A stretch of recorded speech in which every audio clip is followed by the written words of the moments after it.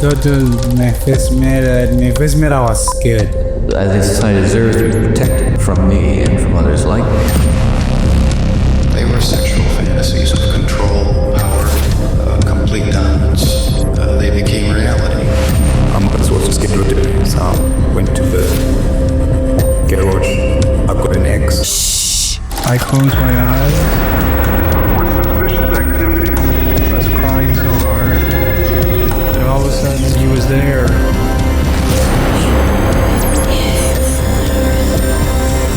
was the only thing that gave me any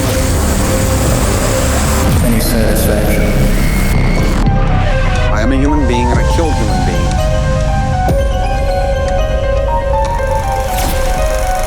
Dead more body. It's the living you gotta worry about. Good evening, folks. That was exciting. Hi, and welcome to Profiler Africa, in a country where the narrative of crime is often dominated by stark statistics, like 83 murders every single day. There are a few choices that cut through the noise to tell the human stories, to honor the victims, and to ask the difficult questions. Tonight, we have a wonderful guest joining us. Definitely a friend of the show, Nicole Engelbrecht. She is the creator and host of course, the groundbreaking True Crime South Africa podcast. She is an author who has chronicled some of our nation's most haunting cases and a respected collaborator in the broadcast space. We will say hello to Nicole momentarily, but first, I'd also like to welcome, of course, Gerard. How are you doing? Yes. Recovering from my flu, so I might be muting myself for a few sneaky coughs, but otherwise, doing all right, thanks. Okay, well then, nothing different from usual then. Okay, so how's it going? Everything all right that side? I mean, how's I see you've got some trips coming up. You're starting to travel a little bit with work. I'm guessing it's exciting times for you there, getting started and kind of really getting kind of to grips with your new role. Yeah, doing stuff. Next week, I'll actually be attending the the U.S. Association of Threat Assessment Professionals, ATAP, annual conference that they host at Disneyland, of all places, where it's about 1,200 people from mainly the U.S., but you do get international attendees for about 4 days, and they have multiple venues inside, different topics, everything from mass murder to workplace violence to violence in the education sector. Yeah, people presenting research, case studies, approaches. So, it's always a good conference to go to because it has so much to offer and you really network with a lot of people. So I try to go to that one every year. So I'm looking forward to it. And this time, of course, I won't be jet lagged when I go to the conference, which I'm really looking forward to because trying to stay awake in an auditorium, listening to people when you got like a 10-hour, 9-hour time difference is not easy. A good opportunity to take along your little black book of potential guests, and to have some conversations, line up some great conversations for us for future episodes, Gerard. Always will do. Okay, we just want to confirm it on the internet. All right, guys, so let's say hello now to our guests for this evening. Hi, guys. Hi, viewers. Gerard, Paul, very nice to see you guys again. Great to have you on. The last time we spoke, the profiler was still very much solely in the world of audio, but we've come into the world of multicolor since then. How are we doing, Nicole? Very well, thank you. Very well. Been a little bit of a crazy ride. I think the last time I was on Profiler, I had one book, and now I have the fourth one coming out next month. So it's been a ride. But I've been very glad to see you guys putting out content and doing so well and having amazing conversations. It's been really nice to see. And I know True Crime South Africa fans have been enjoying it as well. Well, that's great to hear. I was going to ask because I was hoping a little bit later on to get, if you got any advice for us, any tips or tricks, because I think we started our podcast journeys at roughly the same time, if I'm correct. But me and Gerard was working obviously at his normal day job, but I was messing around making a lot of kind of crime TV shows in the old world, and only really started to take this platform and this kind of format seriously towards the end of last year. However, you have grown, in leaps and bounds. It's been an incredible life change for you, I guess. I mean, from 20 years in the corporate world, I mean, for those people who aren't familiar with you, I'm sure they're familiar with your content, but maybe aren't familiar with your story. Explain to us, remind us how you got into this world of true crime that we find ourselves in. Yeah, sure. So yeah, it was a total 180 for me. As you said, I spent 20 years in corporates, various management positions, nothing even vaguely related to crime or podcasting or anything like that. And then in 2019, I decided I wanted to sort of try something a bit more creative. And I was going to start what I called a creative entrepreneurship. And then the podcast was going to be what I thought would be a small part of that. And I chose true crime specifically. You know, every time someone asks me, why did you get into true crime? It's a very, almost a different answer every time, and all of them are true. But I mean, I was always just a consumer of the content. But I think a few things across my life, definitely as I look back, sort of sent me in this direction, with being interested in research and the psychology side of it, and that fine line that people walk between offender and victim. And I think one of those, so this is an interesting Gerard anecdote, actually, from even before we met. One of the things was when I was in high school, a fellow student, her sister, young sister, was abducted and murdered. And I think 13 or 14. And that was my first sort of introduction to, there are bad people in the world. And that case really stuck with me. And throughout the years, as sort of the internet developed and, we found these ways to find information, I would Google this girl's name, but never found anything. And then after I left my job, but I think was within the first month of me starting the podcast, I Googled the name again, and I found a paper that Gerard had written on foreign body insertion in murders, and found this girl's name. He was the only one of all the people I'd found who'd actually spelled the victim's name correctly. And that's how I was able to solve this riddle in my mind, because all along I'd known that the perpetrator was caught, but I didn't know what happened to him. So it was this riddle in my mind almost throughout my life. And it was quite fitting now that Gerard and I have gotten to know each other and worked together a bit, it would be his paper that would help me solve that riddle. And I think that's how that's really how the podcast started. And it just turned into books and documentaries and all the rest of it from there. Gerard, you never knew how much good spelling could influence someone's life. Hey? I'm glad. Well done to Gerard's English teacher. You know why? Because sorry. I mean, so she's a Polish girl, and she was a Polish immigrant. Okay. And the spelling was quite difficult, and I think what I took from that was Gerard's, wanting to perhaps do right by the victim to actually get the name, the spelling of her name correct. Gerard, you were going to Well, it's interesting because I often, with the surname Labuschagne, people always assume that my name is Gerard. So I always get people adding an H into my name when it's not. My name is spelled the French way. Or it gets converted into Gerald. So I've always just felt very particular about, getting people's names right, spelling-wise, is really, really important. And just a backstory to that, I mean, as many people might not know, the Labuschagne name is actually a French name that came to South Africa in 1711. So my parents, when my brother and I were born, decided to give us names in honor of the sort of French ancestry. So my brother was named Jean-Pierre, and I was named Gerard. I don't go so far as to pronounce it Gerard, or more French sounding. And I'm happy with Labuschagne because that's what the surname is now in South Africa. But I think that's one of the things, and I think it's from my own experiences about a name is so important. It is really who we identify with.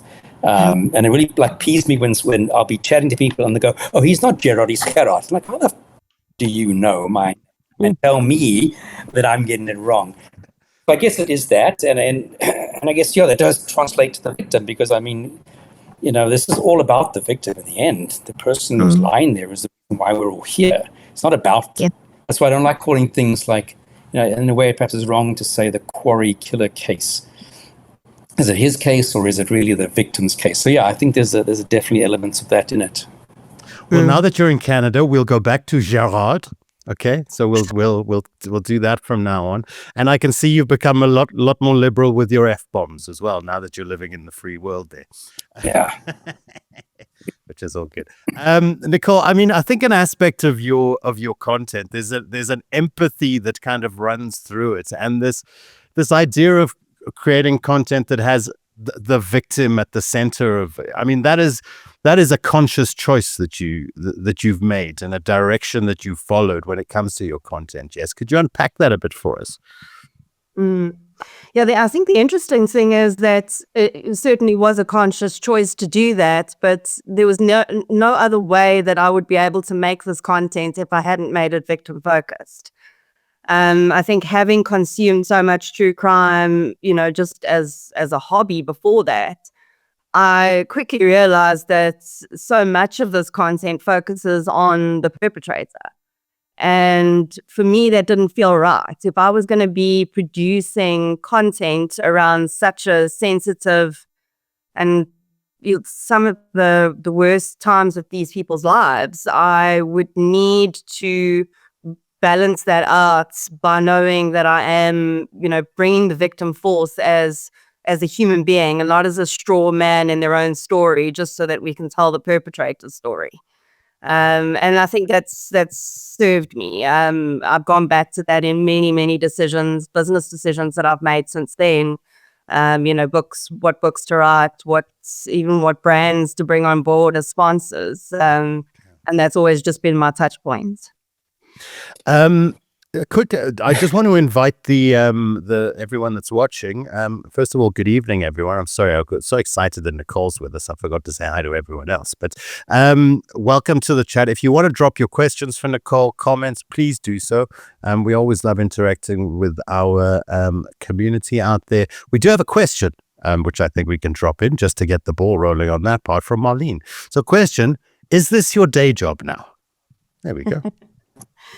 So in the beginning, sort of 2019 through to about 2021, I was doing lots of different things, not just related to true crime. I was doing freelance ghostwriting. I was executive ghostwriting for executives in Canada, actually, and doing a lot of other things. And slowly along the way, as the podcast has picked up and the books have come along and I've been able to create other streams of income. I've been able to drop them away slowly. So yes, I do the podcast now. Everything is crime related.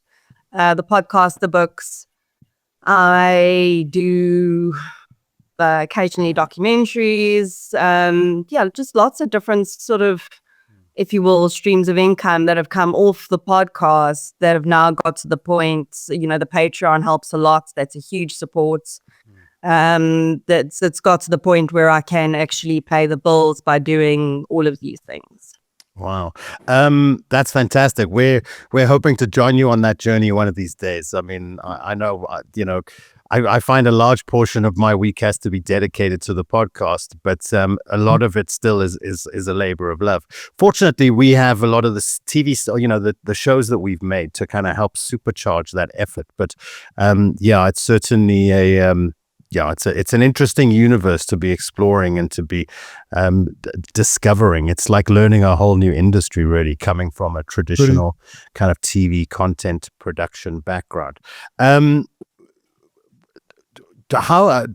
Just talk us through kind of the evolution of where you've gotten to now, So, I mean, you started off with a podcast. Just how big is the Nicole Engelbrecht empire? Have you got a team now? Have you hired some staff, or I'm sure when we met back a few years ago in Cape Town, I'm sure you were kind of one man banding it, but like we do. But talk to us about the growth of Nicole Engelbrecht. Yeah, I am actually still one man banding it. Oh, cool. So I've got, I've got people who do sort of freelance stuff for me. So I've got a lady that helps me with my website. I understand that I need to stay in my lane, so I'm not going to become a website creator. So I've got someone who helps me with the websites and people who help me on Facebook. Some of it is volunteer, some of it is paid freelancers. And then I've got a lady who's just come on board to help me with merch. But other than that, I am still pretty much doing everything myself.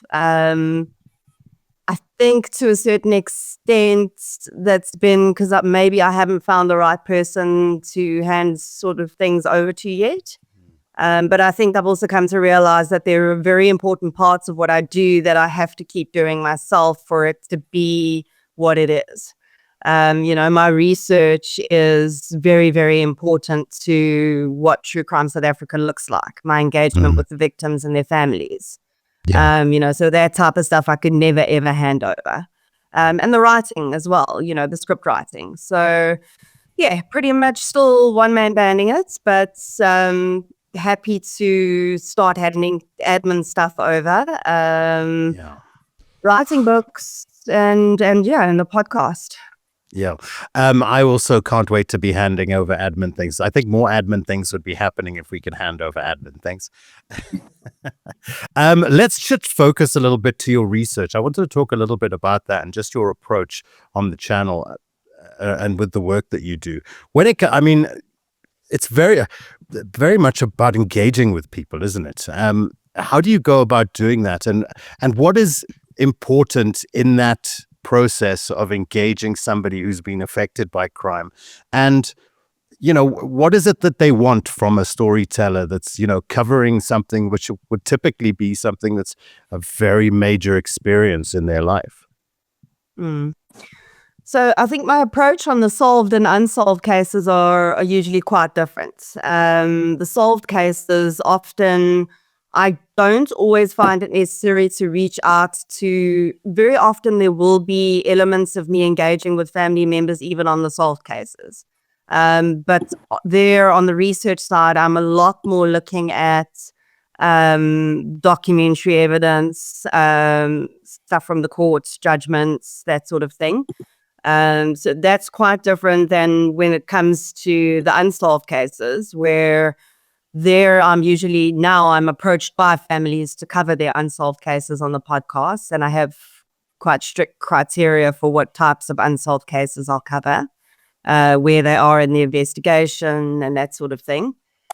And I think that what I've learned about engaging with these family members is this is the most important thing that they're in their lives at the moment. And I need to have to manage expectations.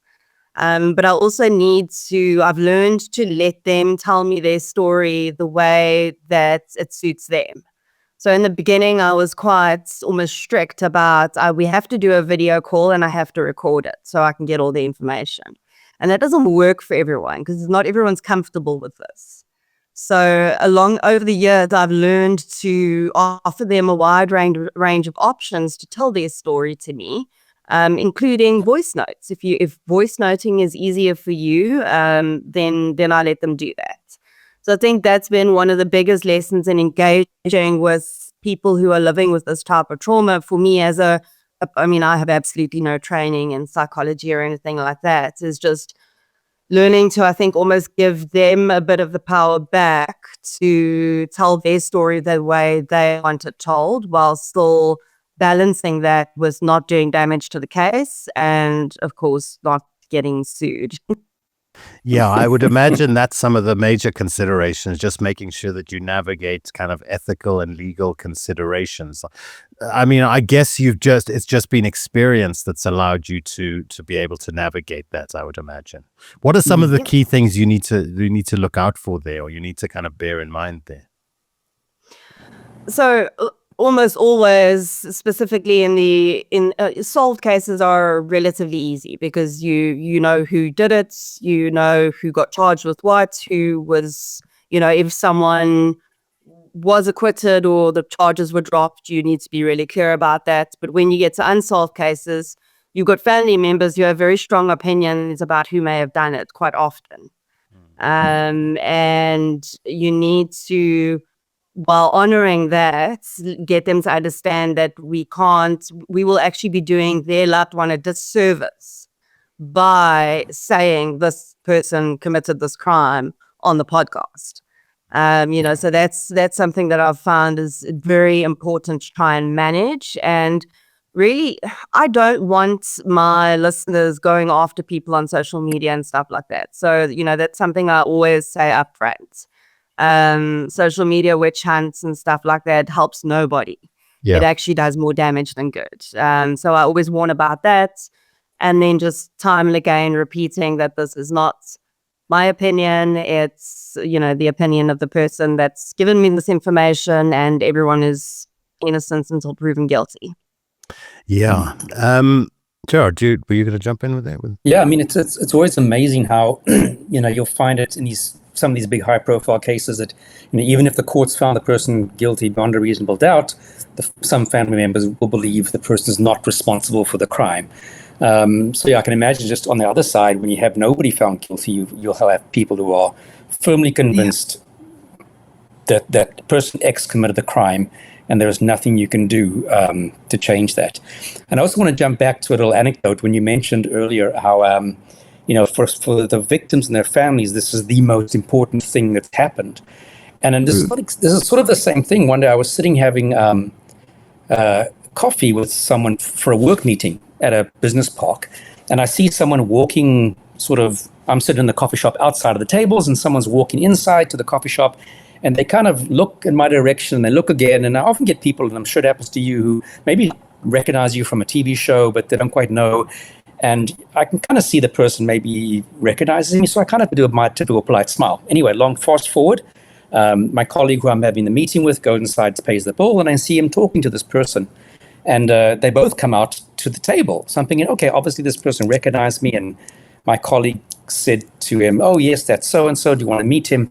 Long story short, the guy comes up to me and starts saying, I just want to let you know that you cost my family, hundreds of thousands of rands in court. And I thought at first maybe it's a lawyer who was having a go at me, jokingly having a go at me about my figures. And after about sort of 30 seconds, I realized, okay, this person is really upset with me for some reason. And he carried on having a go at me about the impact of your evidence in court, and it impacts people's lives. So I say, sorry, which case are you talking about? Don't pretend like you don't know. And he carries on and on and on and on. And at one point he mentions the name Fred, and then eventually buggers off. So I said to my colleague, who the hell was this guy? He's like, I don't know, but he works in the building. And, he asked me if, do I know you? And I said, yes, I'm having coffee with Gerard. And for that person who I'd seen me, and it was the brother of an accused person, Fred van der Vyver, which many of us know was accused of killing Inga Lotz. And I testified in that case. So clearly for him, and I Googled back, and the case has been 17 years ago. So 17 years ago, I might have seen this guy in court, in a crowded courtroom. I mean, typically as a police witness, you don't get introduced to the family. But for him, that he just had no other way to assume that it's the biggest thing in his life. I must know who he is. I must know exactly what case it is. The fact that 17 years have passed and I might have seen him once in a courtroom is irrelevant. It's the most important thing for that family. And eventually, like as I said, I mean, he thought I was joking when I said, what case are you referring to? It's like, don't pretend like you don't know. So we forget that people become so consumed with things in their daily lives, specifically when it happened to them or their families. But for other people, it's not. And which understandably it's not, and understandably for them it is.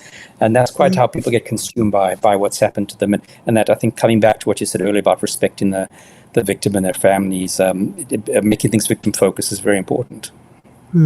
Absolutely. Yeah. Guys, we will be back after this quick message. In a country where 83 people are murdered every day, knowing the minds of killers isn't curiosity, it's survival. Subscribe to Profiler Africa now. It's free, or become a member and help keep the channel alive. Remember, trust nobody. Okay, there we go. We're back. Do you like that, Gerard? See, I've been making things this last week. Eh? Nicole, just going back to what we were discussing there, what kind of results are you finding? I mean, what kind of an impact are you having? And not just from a personal point of view, what kind of rewards are you taking away from it? But then, what kind of impact are you finding you're having on some of the people that on the stories of some of the people that you're engaging with?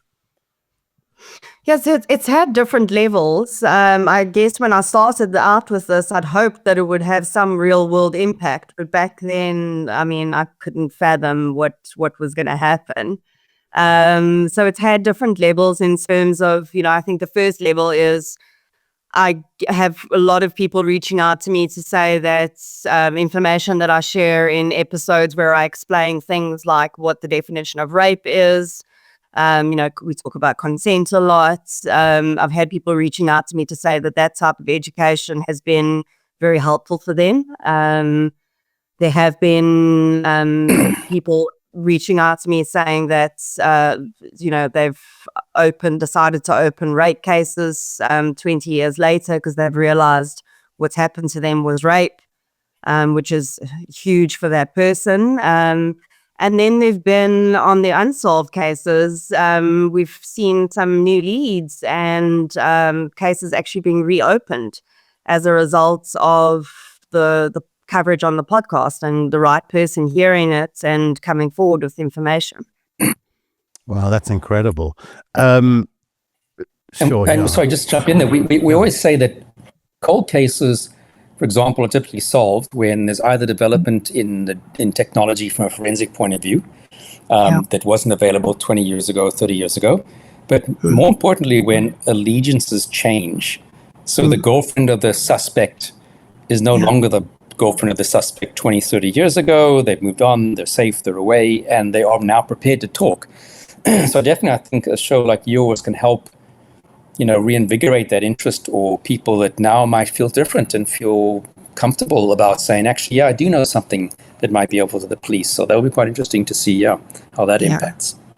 Yeah. Look, I think this is some of the interesting conversation around, what it is that we do in this kind of new media environment is, yes, a lot of the feedback we get is that it's nice that we don't take a kind of an overly sensationalized approach to things. Gerard being who Gerard is, I'm never going to be able to convince Gerard to kind of over dramatize things. So we tend to take a pretty calm, calculated, or that's what we try to do anyways, take that kind of approach to it. Now, there are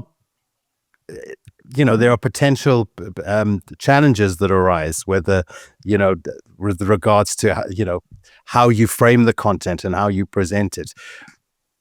But getting to my question, what do you find works from a content creation point of view when you're looking at, how many views you're getting, how much watch time you're getting? What are the kind of stories that resonate with people? What do you find is popular? And are you able to get as much traction with stuff that's maybe a little less sensational, but a great story? Or do you find that you also kind of sometimes fall into that trap where the more clickbaity stuff is what gets the traction? Yeah, I think if I consider how little I've applied my actual analytical marketing brain to this podcast, it's a wonder that it's done as well as it has, because I generally don't look at episode numbers unless a possible brand is asking me for it. I look at things in retrospect. So I find it interesting, people will ask me what's the most watched or listened to episode.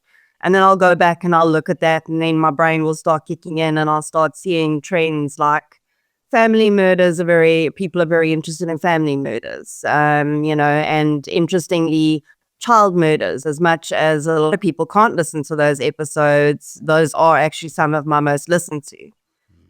So, I think I've been lucky in a way that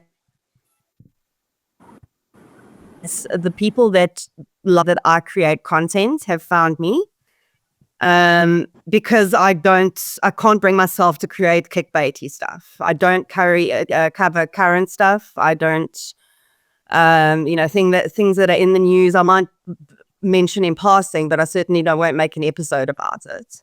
So I've actually been probably the antithesis of what a successful podcaster should be doing. I've exemplified that from a marketing and strategy perspective.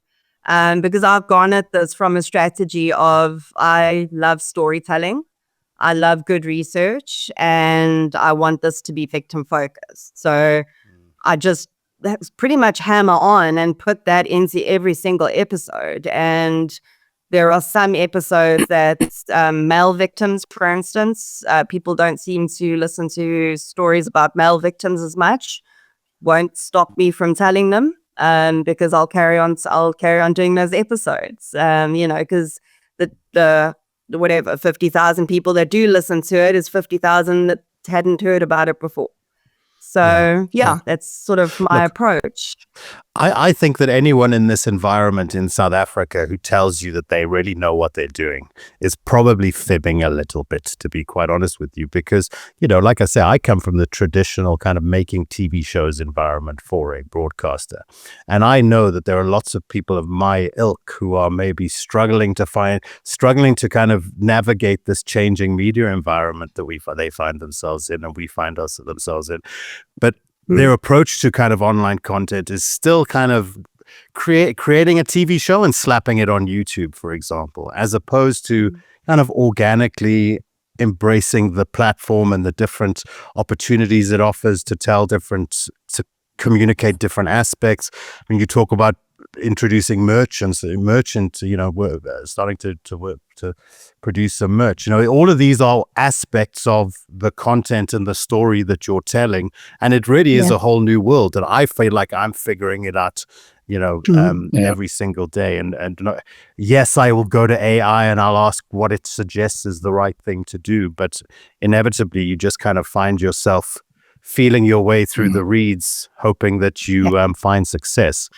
Yeah, and I also think if you don't do what you love the way you love doing it, it'll be a failure. Because if you now try to alter to the algorithm and start to cover stories that you don't really have that feeling for, it's going to come through in what you produce. So I think same thing with us. We just don't for it, no matter how we feel like we'll do this story because we find it interesting. Yeah. And I think if you're true to what you do the way you love it, I think they will be successful, and nobody can accuse your show of not being successful. So clearly, doing it your way is the right way to do it.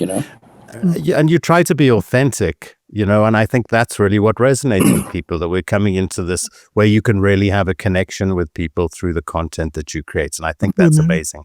Now, talking about that connection, should we take a couple of questions? Gerard.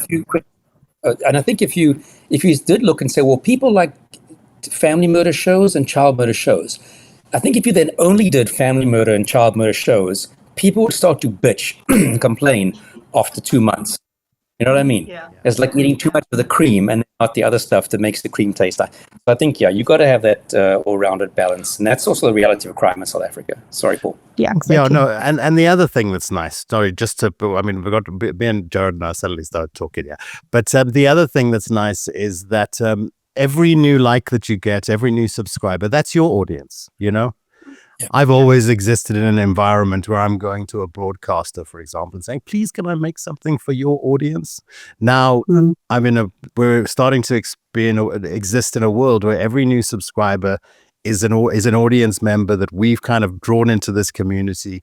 And, there's no commissioning editor that can take that opportunity away, which is so liberating and exciting, I find. Should we take a question or two from our viewers, seeing as we're talking about how much we love them? Here we go. Let's talk about Alice 2025. So, question to Nicole: if you were to choose, what was the hardest case you have covered, in your opinion? I think hardest for me personally have been most of the unsolved cases. I always talk about, whenever people ask me which case has always stuck with me, I talk about a young man called Connor Isaacs, who was a 14-year-old boy who was murdered in the Western Cape. He was just at home playing on his Xbox on a school holiday day, and someone broke into his house and murdered him. And his dad found his body when he got home. And I think the reason that case has stuck with me and was, I think, most difficult for me to navigate emotionally was because it was really early on in this journey.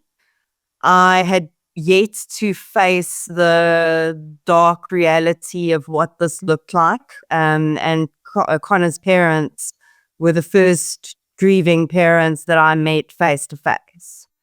So I was quite unarmed for that, but it taught me a lot. And I've continued to try and be a champion for Connor wherever I go and try and talk about his case. So I think definitely his case has been one that stuck with me. Have you found that you've been able to engage with the authorities on any of these things? Do you have relationships there? Have you? Mostly, unfortunately, unofficially, and not unofficially in a sneaky, they're doing things they shouldn't be doing way, but in a way that I'm very lucky to have listeners in law enforcement and in lots of related areas. And we've become friendly. So I can bounce things off them. And, occasionally they're able to help me, if there's a lead that's come in, try and at least find an IO that's close enough to that jurisdiction to get it going again and things like that. So not yet officially. I haven't had great experiences with reaching out to SAPS, unfortunately. But individuals within SAPS certainly doing incredible work and helping where they can without doing anything they shouldn't be. Yeah. And I won't see that changing, to be honest with you. I think that's the way it's going to be. SAPS will never officially have kind of relations with another organization, external, specifically not a journalist, as they will see you or the media. So, but I think also often those personal contacts is actually how you get things done. So you've probably got the more effective route set up there for getting stuff done, to be honest with you. Yeah. Okay, let's take another question. We got a comment, actually. Let's have a look here. Nicole, have subbed for 4 years and I listen every night. Thanks, and Gerard. So admire your work, both of you. Okay, wait. Thanks, money. Let me just count you. 1, 2, there's okay, there are 3. Okay, so you guys getting massive props. Well done, you two. Well done, Paul. Thanks, Nicole.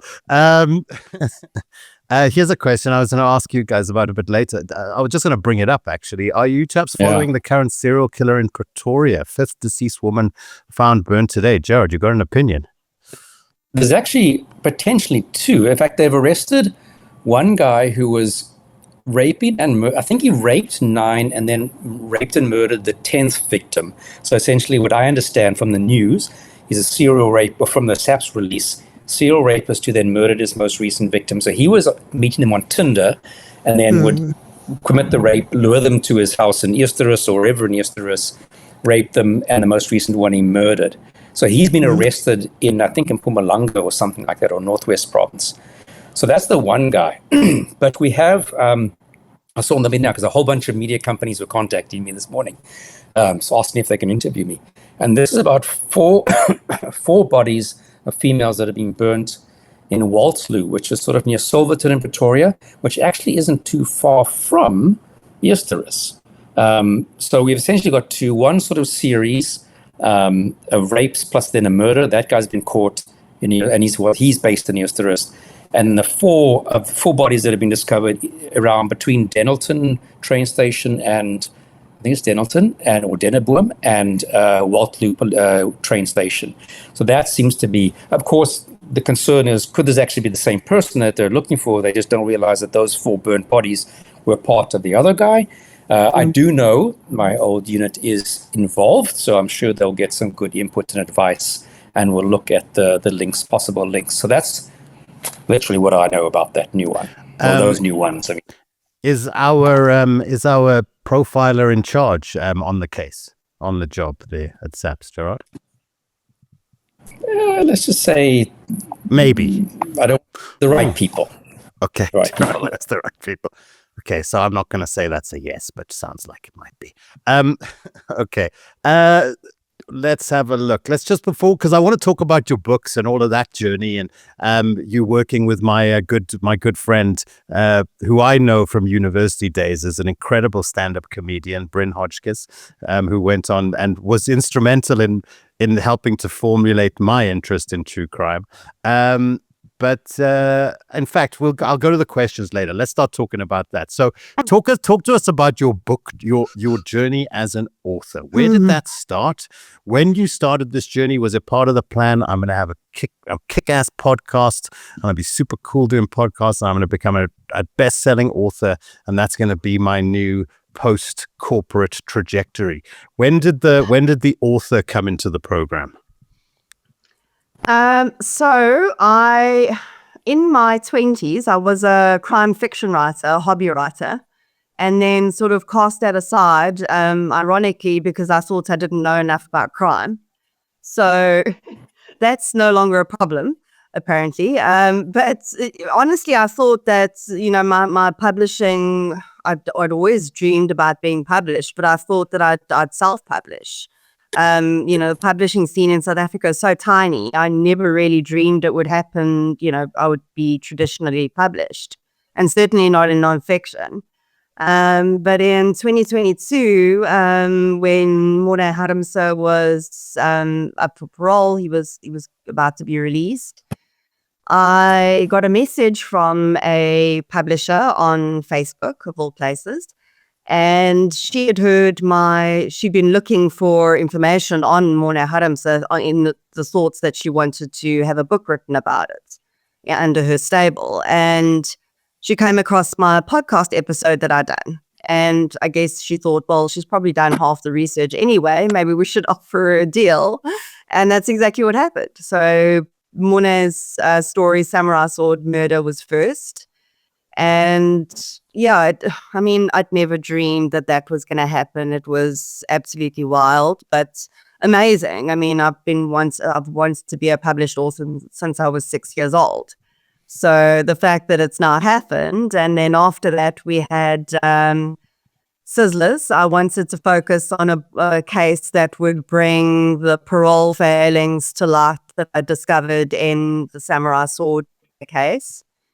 And that Sizzlers happened to be a story I really wanted to tell as well.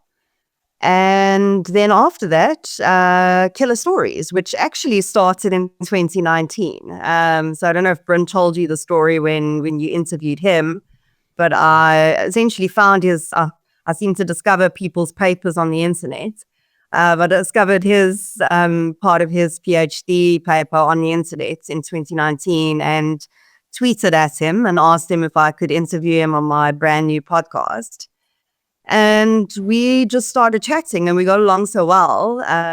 He's such a genial guy. He's very easy to get along with. And he was, then COVID hits and we did an episode, but then we started talking about, maybe there's more to this than just a podcast.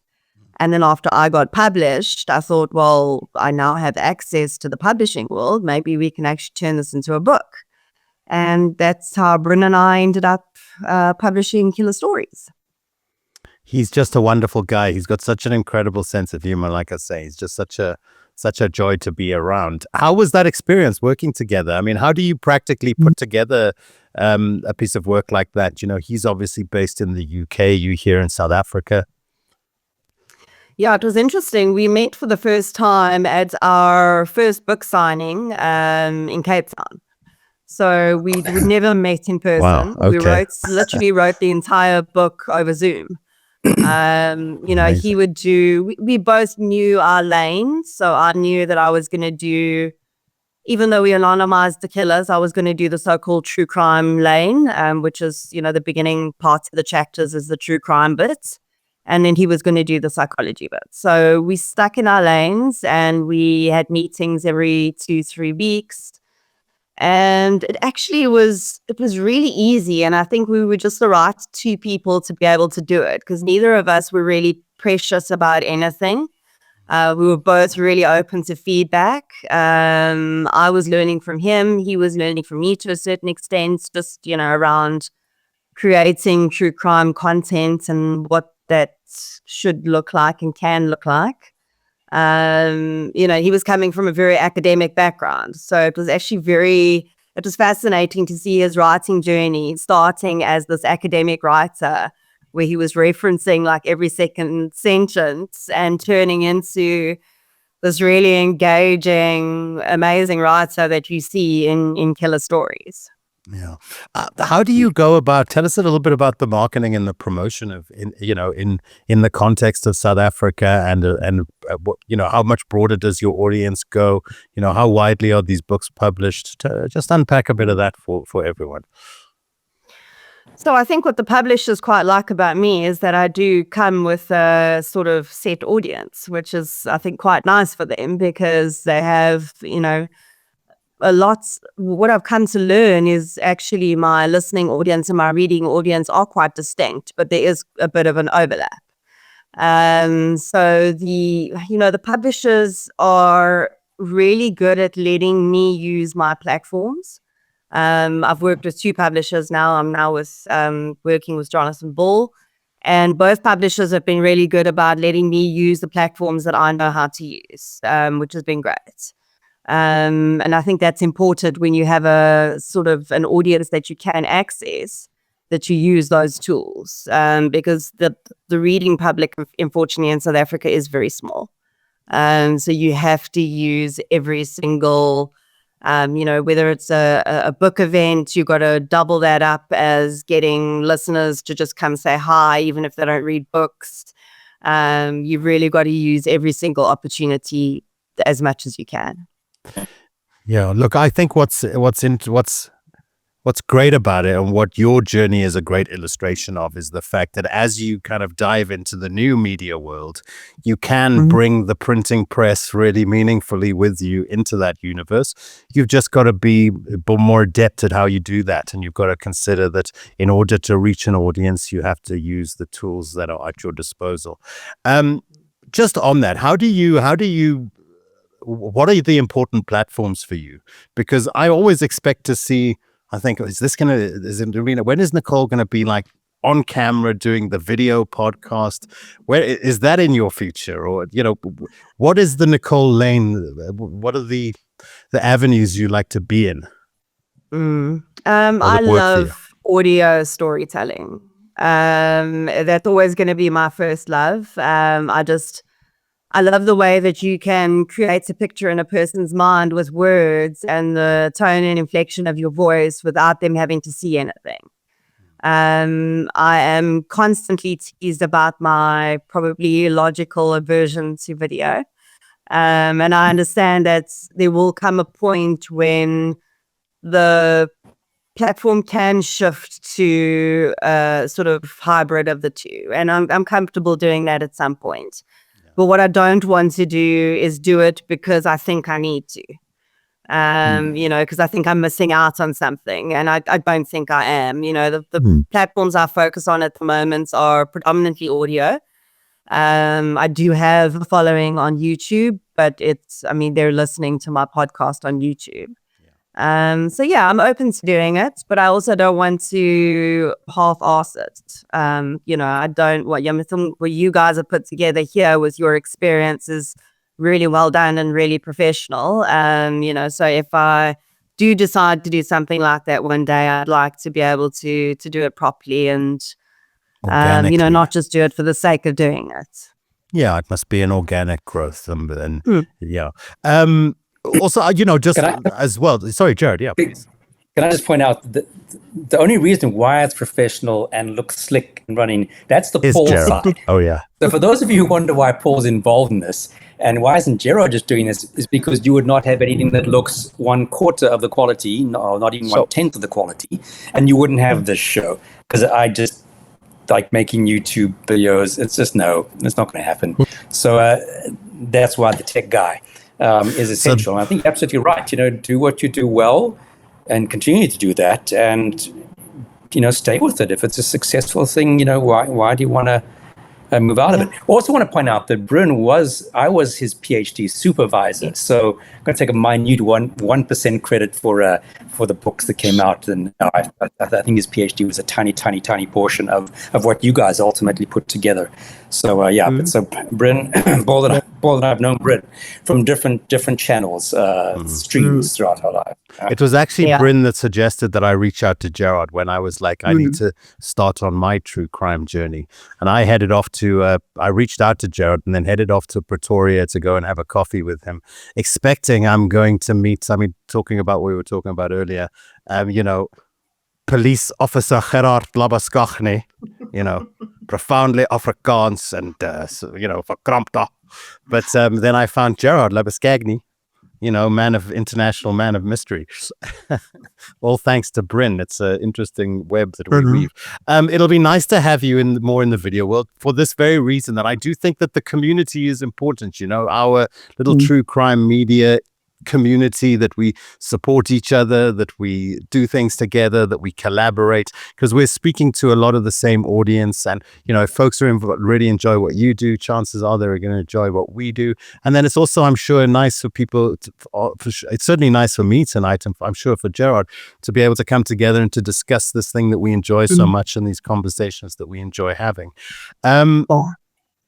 Okay, so that's I wanted to unpack a little bit around the Samurai Sword murder case, and it's something which a talking point which has come up a number of times on the podcast, but and obviously for folks who aren't familiar with the case, it's Morné Harmse. He in 2008 committed a horrendous school attack. Of course, in 2022, he was paroled. Now, Gerard, I'm going to go to you first. You've commented on this case before, particularly the decision to grant parole.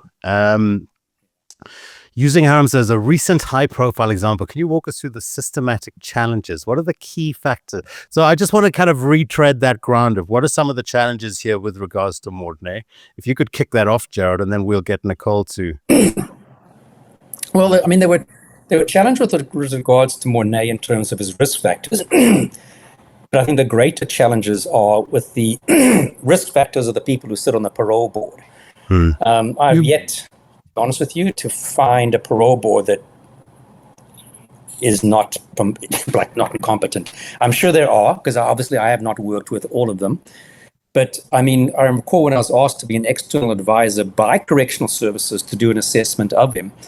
And I said that, but this guy's got more risk factors now than when he came into prison. So many more things have been added to his risk profile that were not as present back then. There's no way. And the two internal correctional services psychologists were like, yeah, we agree 100% with you. We don't see how this guy can be released. And of course, what does correctional services do? Literally, it was less than a year. He was released. So I don't get it. I feel sorry for him in some ways, because I don't think his risk factors are necessarily of his own choosing. But I think it was as if correctional services wanted to get this guy out as soon as possible. And it wasn't because he was a well-behaved prisoner who would be nice and sweet and stayed in his lane. That was not Morné Harmse as an offender in prison. And they just decided, they want to release him. Nicole, I just wanted to get your take on that, on just on the fact that he was granted parole, but then just a particular, because of, your perspective is typically tend to be kind of victim focused. What kind of impact do you see that kind of decision having on the people and the families that are kind of surround that case?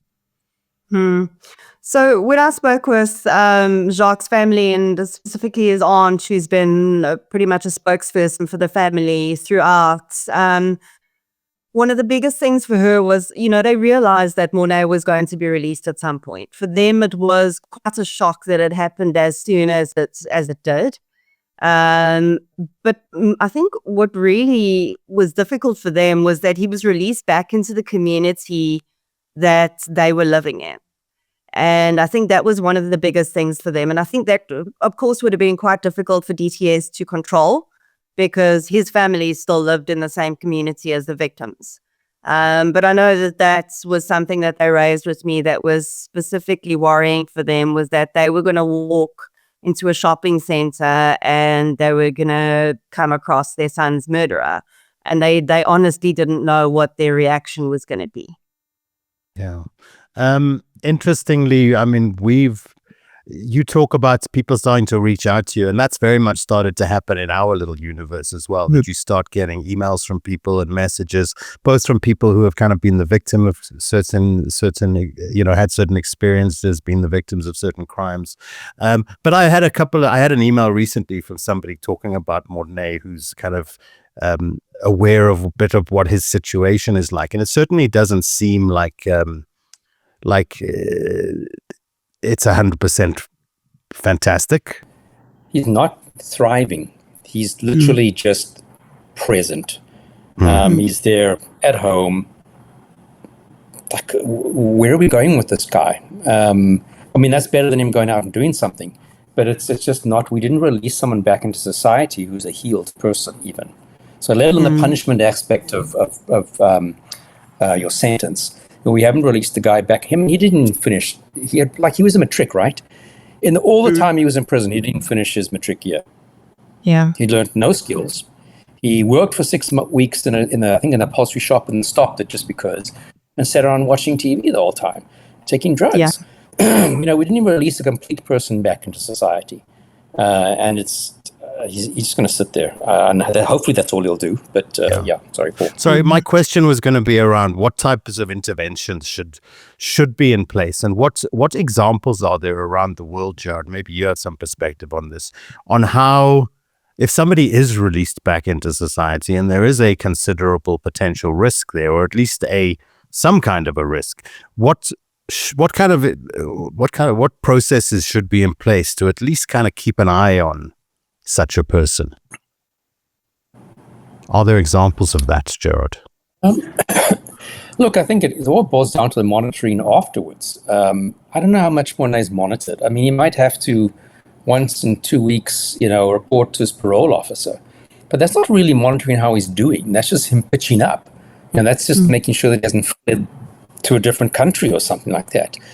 So I don't really think I don't know how much it is about making sure he's integrating back into society, doing something with his life, trying to get a job, trying to educate himself further, etc. I mean, if you didn't do that while you've got nothing else to do in prison, I really don't know how you're going to do that outside. So I think it's more about the monitoring aspect and post-release, whatever programs. And I just don't know if we have such great ones in our country. Yeah. Okay, let's talk about a little bit about Sizzlers. I was just to let everyone know, we've asked Nicole to come back next week for us to do a deep dive into one of the cases that she's covered in her books, and I think we'll talk about the Sizzlers case, if that's okay with you, Nicole. Just remind us, just before I ask you some questions in relation to it, just remind us what the Sizzlers story is. So it was a massacre, a mass murder of 9 men and the attempted murder of 1 man that occurred in Sea Point. It was at what was essentially a male-to-male sex establishment. There's a much nicer word for that that's completely slipped my mind. It was positioned as a massage parlor. But it was essentially an escort agency for male-to-male services. And 2 men went into the premises and essentially for 3 hours tortured those 10 men. And 9 of the men lost their lives. And the 10th man, Quentin Taylor, was amazingly able to drag himself to a petrol station around the corner and survive and eventually identify one of his, or eventually both, but initially one of the perpetrators.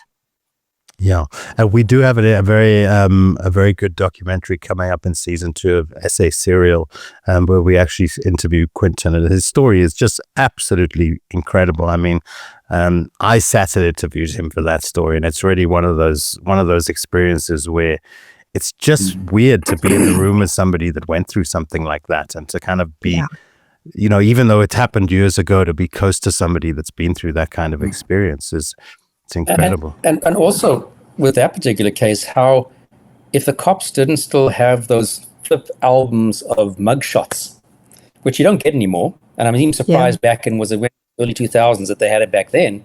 And they took that to the police, to the hospital bed and say, look through here and see if you can see anybody that was there. And it's like, that one. That's how, the one suspect, it was Taste, was identified, and without that, I don't know if they had any fingerprints from the scene. I don't think so. But that's literally how they solved the case. So it was, sometimes the most basic of things that just lead to the solving of a case. We'll do a deeper discussion on that case next week. But is this the case that you were invited to give a statement, submit a statement to the parliamentary committee on?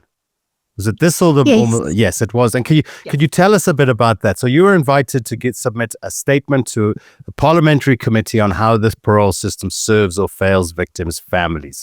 Am I correct? Is my research correct? And just unpack that a little for us. Tell us about that. So post once Sizzlers had been published, I think I'd bugged and annoyed enough people and poked enough hornets' nests. I think Sizzlers really opened a lot of people's eyes. I spent a lot of the book talking about the realities of the parole system. And I think it opened a lot of journalists' eyes. So I started chatting with a journalist who just happened to have a few connections. And, sort of down the line, I was invited to submit a statement which would contribute to a submission to the parliamentary committee that will eventually oversee a review of the parole system.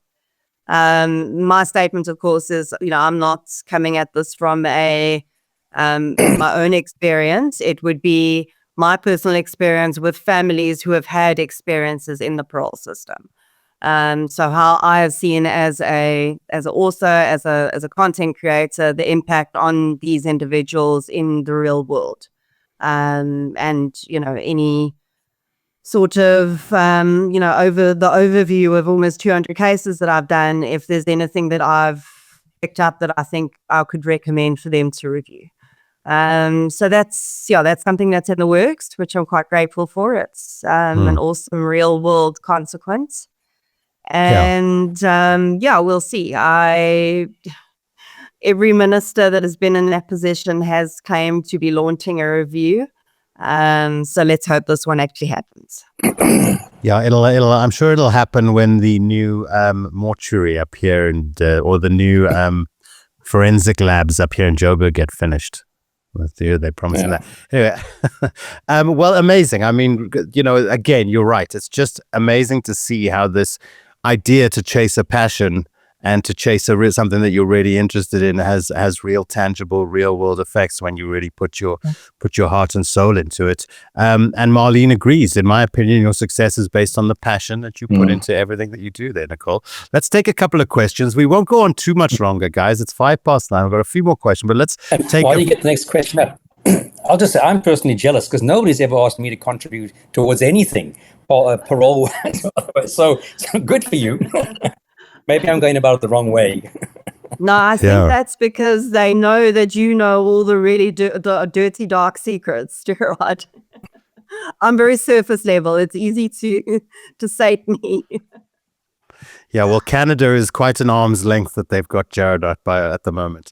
Okay, let's take a quick question from Shelley here. Nicole, why do you think that it is that women generally seem more drawn to true crime? Do you think it's because we are usually the victims? So I do love when people ask that question because the statistics show that we actually aren't usually the victims.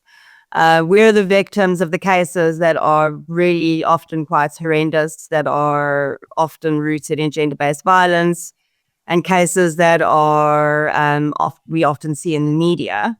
The vast majority of murder victims are actually men, but the vast majority of cases we see on true crime, documentaries and podcasts and things like that, are often the really terrible cases where there are often female victims and terrible violence. The reason why I think there's probably a few reasons why female viewing and listening audiences are bigger in true crime. And for some reason, I think women do enjoy the psychology side a bit more. And there could be an element as well of us understanding our vulnerability in the world and perhaps wanting to get ahead of that. And maybe if I can listen to enough true crime podcasts, I can figure out how to not become a victim myself. I think so what I've really found with my audience is there's actually a much bigger male audience than I expected there to be. So mine is pretty much, I'd say 60-40. But the female listeners are much more vocal on social media and engage a lot more, whereas the male listeners are probably just listening and I guess getting value out of the content, and they're happy with that. That's what I think.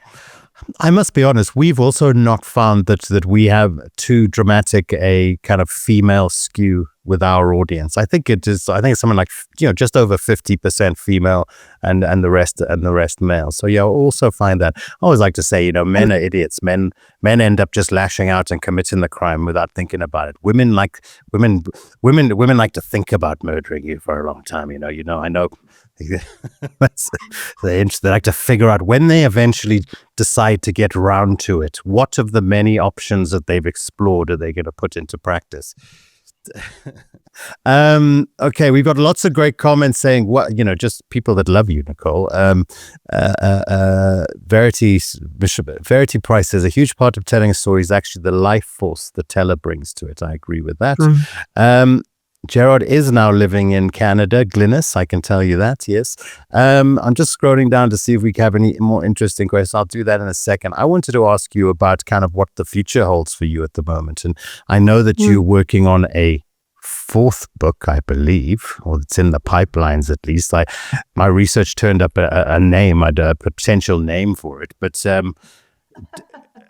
do you want to tell us a little bit about where you're at now and what the kind of the immediate future hope holds for Nicole and True Crime South Africa? Yeah, sure. So, a new book out next month, actually, probably towards the end of the month. And what's really nice and I'm really excited about is that it's sort of a full circle moment because the book is very heavily based on the podcast. So it's True Crime South Africa meets Words on a Page, and it's very much discussing my journey into the podcast. And then 10 of the cases that I've covered on the podcast, it's probably out there anyway. So it's 10 unsolved cases that I've covered on the podcast and updates and new leads and things that have happened after the microphone switched off, so to speak. And then, on the podcast side, really just trying to focus a lot more on, I live with a pervasive sense of guilt that I have a very long list of cases that families have asked me to cover and I haven't got around to. So that is definitely a focus for me. And we'll see what else comes my way. Maybe some video, make you happy, Paul. No, for sure. And if you need any help with that, we're here to assist. Okay, we're here with an assist anytime. Okay. The other thing I wanted to ask you about was if you have any advice for us. What advice do you have for us, for me and Gerard, and for what we're doing here? Because we ain't making any money out of it. As the queen of true crime in South Africa, we would like to ask the Yes Queen for some advice. What can we do to improve, Nicole? What's our next step? You guys have started doing what I said to you needed to do in the beginning. That was to be consistent. And that has served me very, very well. And I know that for whatever reason in the beginning, you guys were sort of on and off. And then strangely enough, I would start getting messages from people asking me why Profiler isn't releasing videos, releasing episodes. And I don't know. Yeah. But I think that I don't have any specific advice for you. Like I said, I've said to your lovely producer Amy, more than happy to chat to you about the monetization side at some point and give you guys take you guys down the same path I've been down. Because I think that the content that you guys are creating will resonate with the same brands that I've been lucky enough to work with. Because I've never approached a brand. They've all approached me. And I think that's because they resonate with the sets of values that I create with. And I think I think you guys are nailing it. I mean, your subscribers are fantastic and you're just doing really good work. Yeah, like I say, I mean, we're lucky that we've got a nice vein of content that we can put out in our documentaries as well. It's certainly an interesting journey, man. I really enjoy every week just getting to kind of meet new people, like you say. And so when you see some of the folks who are joining on a regular basis, I haven't seen Morné tonight, but we have some. Sorry, not Morné. I must say. My brain is gone. It's too late, guys. Tatson and a few. We haven't seen our police friends tonight on the chat, but we do have some. Marius. Marius, that's it. Sorry, Marius. So I haven't seen Marius tonight, but it is so nice to be connecting to folks who are interested on the commercializing side. It is interesting because coming from the TV space and the TV world. First of all, there's not been a lot of true crime content over the years. There's the odd series.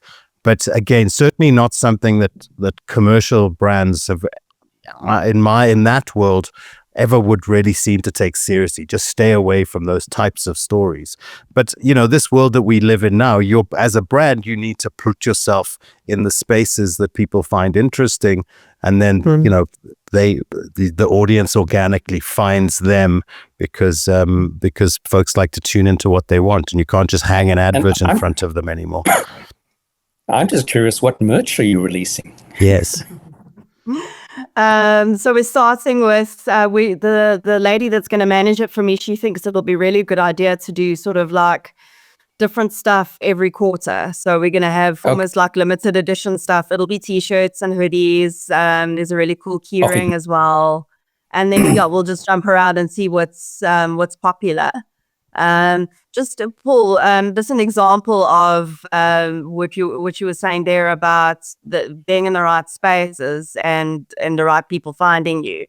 I don't know if you're familiar with the series that was recently on called Niggies on CakeNet. Not personally, no.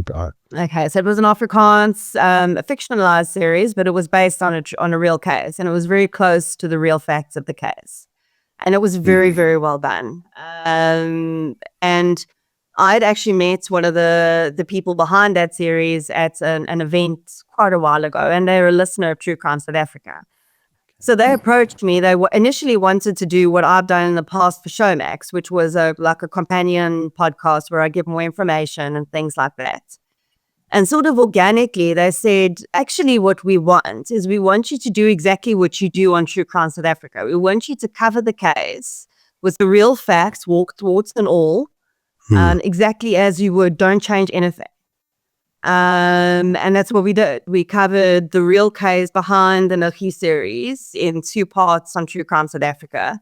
And those have been 2 of the most successful episodes I've ever done, because I had access to a bucket load of research that CakeNet had done, which was wonderful. But it was just that idea of them coming to me and saying, we don't want you to change anything. Don't even give it an episode number. We want it to be a True Crime South Africa episode. Yeah. And I thought that was really cool.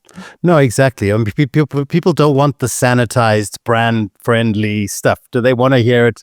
They want the nuts and bolts. They want to understand. They want to, understand where all the meat is on the bone. For sure. I mean, it's great to hear things like that. I think CakeNet is a good example of a platform that just knows its audience and is able to kind of cater a nice range of content. And they know that true crime is an area of interest for people. I think a lot of other channels just struggle to have that kind of clarity on who their audience is and how to tell a story that's really going to land with a specific group of people. They invest in their productions. Yeah. They spend money. Yeah. Like their music, Afrikaans TV shows tend to be incredibly well funded and produced. There's a lot to learn from how the Afrikaans community put together their kind of media and and just the clarity that they have, I think, of, like I say, knowing how to speak to a particular audience and a particular demographic. Okay, guys. Well, I mean, there are questions coming in. I've not really had my normal chance to kind of monitor things as Gerard's saying sensible stuff. But we've had lots of... we've just lots of engagement, lots of great comments. I mean, Nicole, you've got plenty of fans out there, that's for sure. Thanks for joining us tonight. Hopefully like I say, we'll have you back next week and we'll do a deep dive into the Sizzlers cases. It's a fascinating story. We'll see what we can bring to the table to meet that story out and to really kind of tell it as completely as we can. So do tune in for that episode next week. What are people looking forward to on True Crime South Africa this week? What are the latest stories that folks must look out for? I can't tell them. They have to. Okay. Probably the truth is I don't know yet. So I've always got lots of research pots on the boil, and I decide very close to release date which one I'm going to action. Which that's the way I run at the moment, unfortunately. Okay, no, that's us too. I mean, sometimes we get a couple of weeks ahead as far as guests are concerned. You know that if we're punting the guests for next week or the week after, that we've had a week of being organized. If not, then it's we've reached out to somebody that afternoon, or it's just me and Gerard. This is the other nice thing is, we can always rely on just a conversation between the two of us, So because Gerard is just gold when it comes to unpacking and telling true crime stories. Let's be honest. Absolutely. Just the greatest. Anyway, thanks, Nicole. Thanks so much. I mean, I've enjoyed this so much. Pleasure. I always do. Nicole actually helped us on some of the TV shows that you got, some of the shows that you've been watching, the documentaries that you've been watching, and you'll be featuring, I think you're featured on some already that we've put up, we've published, but you will be featuring in more as we roll that stuff out. I did say that we would be dropping a new episode we've got a new series starting called Murder on the Mind, which is 24 minutes, 24 episodes, psychologists, like I said, Gerard and all his very, very smart friends unpacking individual cases purely from a psychology point of view. One of my favorite shows I've worked on. And I'm really looking forward to getting it out there and showing it to people. We're just busy tweaking it, and me and Amy busy with the edits at the moment. So look out for that. Hopefully it'll be next week. It has to be next week because we can't. I've been promising. So do check that out. Let us know what you think. And thanks, Gerard. Enjoy. When are you off to your when did you say that conference is? Conference, I fly on Monday. Oh, next week. All right. We'll have a good time. Take lots of pictures. Record. If you get the opportunity to ask somebody some key questions or stuff, whip the phone out, record a bit of video there. We can always play some moments on the podcast. Thanks, Nicole. We'll see you again next week. You. Thanks everyone for watching. Don't forget to hit the subscribe button. You can buy us a coffee. You can contribute on Patreon. We're all going through this journey of building a new media landscape, and the difference about this journey is that we do it all together. It's not just the TV channel over there, the big SABC building in the sky. Nope, we're in the trenches together, us and you at home. Thank you very much, everyone. We'll see you again next week. Thank you. Cheers. In a country where 83 people are murdered every day, knowing the minds of killers isn't curiosity, it's survival. Subscribe to Profiler Africa now. It's free, or become a member and help keep the channel alive. Remember, trust nobody.